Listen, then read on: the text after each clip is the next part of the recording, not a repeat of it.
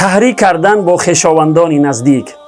پیامبر خدا صلی الله علیه و سلم فرمودند کسی که با خویشاوندان خود قطع رابطه کند، یعنی قهری کند، داخل بهشت نخواهد شد.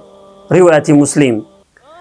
این حدیث وعید سختی است برای کسانی که با خویشاوندان نزدیک خود مثل پدر و مادر، برادر و خواهر و دیگر خویشاوندان نزدیک قطع رابطه کرده قهری می کنند و سالیان دراز بروی همدیگر نمی نگرند.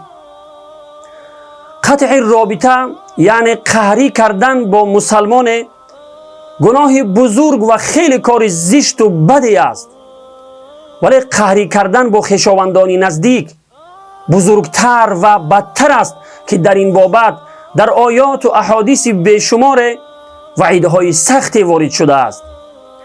برادران و خواهران عزیز، اگر می‌خواهید که خداوند شما را رزق و روزی فراوان و عمر دراز نصیب فرماید، البته با خویشاوندان نزدیک خود صله رحمی نمایید، یعنی رفت و آمد کرده با آنها رفتار خوب نمایید و هرگز قهری نکنید.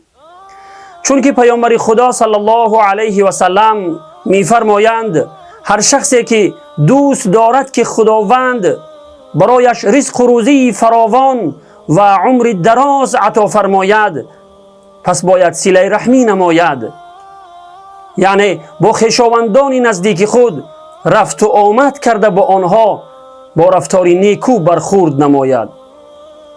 متن عربی حدیث چنین است: عن جبیر بن مطعم رضی الله عنه قال قال رسول الله صلی الله علیه و سلم لا يدخل الجنة قاطع رحم. رواه مسلم.